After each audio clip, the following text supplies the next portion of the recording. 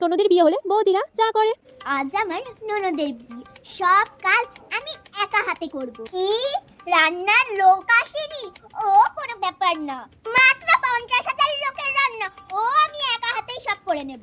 কি মেকআপ আর্টিস্টও আসেনি? ও কোনো ব্যাপার না, এটা দিয়ে ওকে আমি খুব সুন্দর করে সাজিয়ে দেব, ওর বড়কে দেখে চোখই ফেরাতে পারবে না।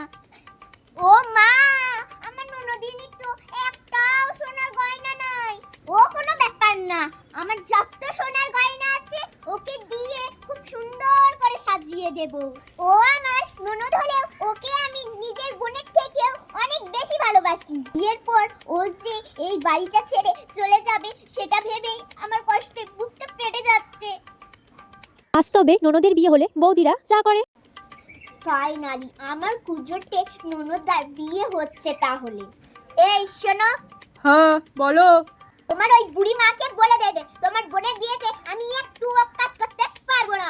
দেখো জানো, তোমার ওই লোভী বুড়ি মা জানো বলে বসেন না